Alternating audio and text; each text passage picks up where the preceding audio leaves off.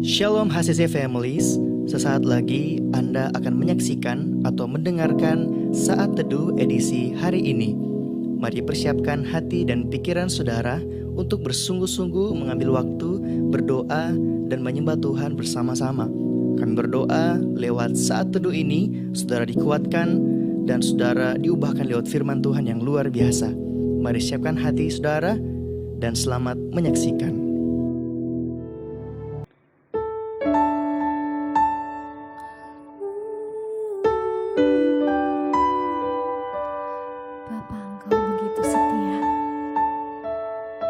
Engkau yang tak pernah meninggalkan kami. Engkau yang selalu ada di dalam kehidupan kami. Dan kami percaya Tuhan, bahwa dalam setiap musim hidup kami, takkan Engkau membiarkan kami jatuh. Terima kasih Tuhan.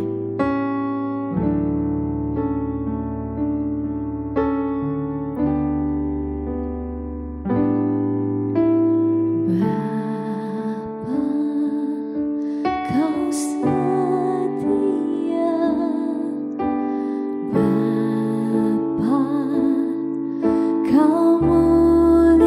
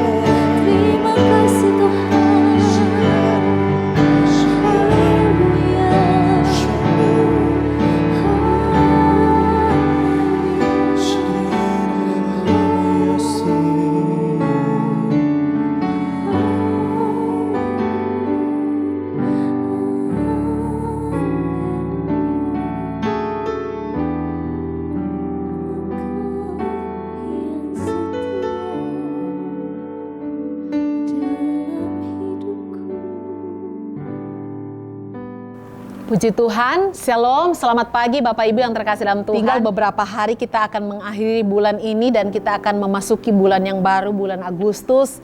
Saya percaya saudara, Tuhan selalu menyertai, memberkati langkah hidup kita dalam aktivitas, pekerjaan, tanggung jawab maupun pelayanan kita masing-masing. Sebelum kita memulai hari ini, kita akan kembali merenungkan firman Tuhan. Namun sebelumnya saya mengajak kita satu dalam doa, kita berdoa. Tuhan Yesus yang baik, kami kembali bersyukur buat hari ini. Kami boleh melihat kebaikan, kasih setia Tuhan yang luar biasa atas hidup kami. Sebelum kami memulaikan aktivitas kami hari ini Bapa, kami akan kembali merenungkan firman-Mu. Roh Kudus yang bantu kami, Roh Kudus yang tolong kami untuk memahami kebenaran firman-Mu. Urapi hamba-Mu, urapi kami semua. Dalam nama Yesus, haleluya, amin. Bapak Ibu yang terkasih dalam Tuhan, renungan saat teduh kita pada saat ini adalah memimpin. Kita lihat dalam firman Tuhan 1 Tesalonika 5 ayatnya yang ke-12. Kami minta kepadamu saudara-saudara supaya kamu menghormati mereka yang bekerja di antara kamu, yang memimpin kamu di dalam Tuhan dan yang menegur kamu. Saudara, dalam ayat ini istilah yang digunakan adalah memimpin kamu. Kita lihat lagi dalam firman Tuhan, Roma 12 ayatnya yang ke-8. Jikalau karunia untuk menasihati, baiklah kita menasihati. Siapa yang membagi-bagikan sesuatu, hendaklah kita melakukannya dengan hati yang ikhlas. Siapa yang memberi pimpinan, hendaklah ia melakukannya dengan rajin. Siapa yang menunjukkan kemurahan, hendaklah ia melakukannya dengan sukacita. Masih dalam konteks 1 Tesalonika 5 ayatnya yang ke-12, itu istilah yang digunakan adalah memimpin kamu. Saudara, segala sesuatu saudara, bangun atau jatuh itu bersamaan itu dengan pemimpinnya. Sekali lagi, segala sesuatu jatuh bangunnya itu pasti akan bersamaan dengan pimpinannya. Semakin terampil dan semakin aktif kepemimpinan itu akan semakin mulus organisasi dan akan berjalan, dan potensi berkembangnya itu pasti akan semakin meningkat. Nah, ketika kita melihat dalam Roma 12 ayatnya yang ke-8, istilah yang digunakan sini adalah memimpin dalam. Kalau tadi dalam 1 Tesalonika 5 ayat 12, memimpin kamu. Nah, kalau dalam bacaan yang kedua, ini adalah memimpin dalam. Nah, ayat ini menggambarkan saudara perhatian dan ketekunan terhadap apa yang Tuhan percayakan dari seorang pemimpin, yaitu gereja lokal itu sendiri. Nah, seorang pemimpin saudara itu perlu memperhatikan dengan segala ketekunan, pekerjaan, pelayanan, dan mengawasi kawanan yang dipercayakan saudara, dan siap mengorbankan kenyamanannya sendiri demi domba-domba yang membutuhkan pertolongannya, demi domba-domba yang membutuhkan perhatiannya saudara. Itu seorang pemimpin dalam Alkitab. Nah, karakteristik seorang pemimpin saudara, pemimpin dalam gereja dengan pemimpin dalam satu perusahaan itu beda saudara. Ketika kita diberi karunia untuk memimpin, ketika kita diberikan karunia untuk mengembalakan, untuk melayani saudara, seorang pemimpin itu adalah mereka itu menyadari bahwa jabatan yang ditetapkan oleh Tuhan, dan itu semua di bawah pengaturan Tuhan. Sekali lagi, seorang pemimpin yang betul-betul dipimpin oleh Tuhan dan dipercayakan oleh Tuhan untuk mengemban pelayanan, untuk menjadi seorang pemimpin dalam sebuah gereja saudara, mereka menyadari bahwa mereka itu ditetapkan oleh Tuhan dan semua itu di bawah pengaturan Tuhan. Artinya bukan kita yang memanggil diri kita untuk memimpin, tetapi semua itu Tuhan yang tetapkan. Tuhan yang pilih menempatkan kita menjadi seorang pemimpin dan semua itu di bawah pengaturan dan kendalinya Tuhan. Kemudian juga saudara, seorang pemimpin, mereka itu menyadari bahwa mereka itu bukan penguasa, ya, bukan bos, tetapi mereka melakukan segala sesuatunya itu dengan sepenuh hati, dengan ketulusan, dan semua itu mereka akan pertanggungjawabkan kepada Tuhan sebagai kepala gereja. Bukan hanya itu saja saudara, seorang pemimpin yang dipilih dan ditetapkan oleh Tuhan, mereka menyadari bahwa ia hanyalah budak, dia hanyalah hamba Kristus dan hidupnya hanya untuk melayani dan bukan untuk dilayani. Itu seorang pemimpin saudara. Dia menyadari dia ini hamba. Tidak ada apa-apanya. Kata kasarnya hanya sebagai budak dan tugasnya untuk melayani dan bukan untuk dilayani. Katakan amin Bapak Ibu yang terkasih dalam Tuhan. Kemudian juga seorang pemimpin yang dipilih oleh Tuhan, yang ditetapkan oleh Tuhan, mereka itu mampu membedakan kebutuhan rohani jemaat. Dan tujuan mereka untuk melayani Tuhan adalah karena kasih mereka, karena cinta mereka kepada jiwa-jiwa. Tidak ada motif yang lain. Karena mereka menyadari bahwa tugas tanggung jawab yang Tuhan percayakan itu adalah tugas mulia yang Tuhan beri. Dan setiap pemimpin itu akan mempertanggungjawabkannya di hadapan Tuhan. Bapak Ibu yang terkasih dalam Tuhan, Tuhan itu memberikan karunia memimpin untuk membantu gereja Tuhan itu semakin bertumbuh. Tuhan memberikan kemampuan kita untuk memimpin dalam komunitas kita, dalam CG kita, dalam pelayanan kita, dalam gereja. Tujuannya adalah supaya jiwa-jiwa itu betul-betul menjadi pribadi yang semakin segambar dan serupa dengan Kristus. Mereka semakin bertumbuh dalam pengenalan akan Tuhan. Banyak orang bangga karena dia seorang pemimpin dengan jumlah jemaat yang banyak. Banyak orang yang bangga karena gereja yang dia pimpin itu ribuan. Tetapi pertanyaannya saudara, apakah kita sebagai seorang pemimpin di tengah-tengah ribuan atau puluhan ribu jemaat, kita bisa membawa jemaat untuk semakin dekat kepada Tuhan? Apakah kita menjadi pribadi yang benar-benar bisa membawa jemaat semakin mengerti, mengenal jalan-jalannya Tuhan? Saudara, bagi saya jumlah itu hal yang nomor 2. Tetapi yang menjadi prioritas utama ketika Tuhan memberikan kita karunia seorang pemimpin, milikilah hati yang rela melayani.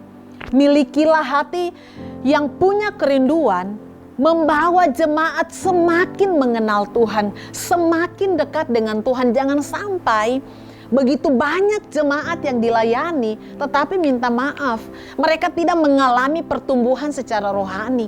Mereka tidak mengalami kedewasaan rohani. Nah, goalnya Tuhan ketika dia memberikan karunia menjadi seorang pemimpin dalam gereja adalah supaya kita membawa jiwa-jiwa untuk diselamatkan. Mereka menjadi pribadi yang mengenal siapa Tuhan yang mereka sembah. Menjadi pribadi yang semakin mengenal siapa Tuhan yang mereka layani. Saudara, saya percaya masing-masing kita yang ada di gereja ini, diberikan Tuhan kemampuan khusus untuk menjadi seorang pemimpin. Banyak pemimpin-pemimpin rohani yang ada di gereja ini. Entah itu kita sebagai seorang pemimpin dalam connect group, dalam komunitas kita, dalam pelayanan kita, saudara. Mari kita menyadari bahwa ternyata apa yang sedang kita lakukan saat ini bukan karena maunya kita, tetapi semua atas pilihan dan kehendak Tuhan.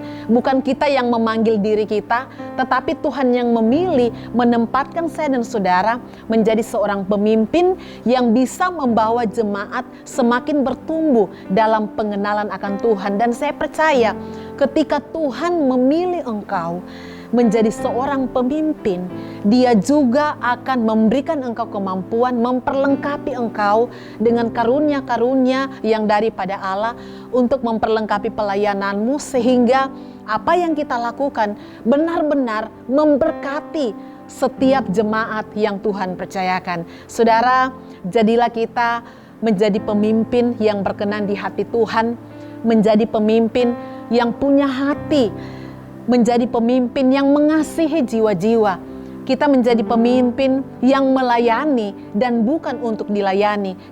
Dan semua yang kita lakukan bukan untuk pujian kita, tetapi semua kita kembalikan untuk kemuliaan nama Tuhan. Saudara, biar kebenaran firman Tuhan pada saat ini terus menguatkan saya dan saudara secara khusus. Kita sebagai pemimpin-pemimpin rohani yang Tuhan percayakan. Saudara, jangan pernah merasa diri saya tidak bisa apa-apa, saya tidak mampu. Ketika engkau dipilih oleh Tuhan, itu berarti Tuhan sendiri akan memberikan kita kemampuan, hikmat dan kuasa untuk memperlengkapi setiap pelayanan yang Tuhan percayakan bagi saya dan saudara. Mari kita kembali tundukkan kepala kita satu dalam doa, kita berdoa. Bapa yang baik, kami bersyukur untuk firman-Mu pada saat ini. Biar kami menjadi pribadi yang terus meneladani kehidupan-Mu Tuhan, menjadi seorang pemimpin yang benar-benar tunduk kepada otoritas Tuhan, menjadi pemimpin yang benar-benar memiliki hati yang melayani bukan untuk dilayani. Kami menjadi seorang pemimpin yang benar-benar mengerti, memahami apa yang menjadi kebutuhan rohani jemaat Tuhan, sehingga kami menjadi pribadi yang terus membawa jemaat kepada pengenalan akan Tuhan, meteraikan firman-Mu Tuhan, menjadi kekuatan bagi setiap kami. Dalam nama Yesus, haleluya, amin. Terima kasih Anda telah menyaksikan Worship from Home edisi Saat Teduh. Kami berdoa saudara diberkati dan dikuatkan lewat edisi Saat Teduh kali ini. Sampai berjumpa di konten online Worship from Home berikutnya. Tuhan Yesus memberkati.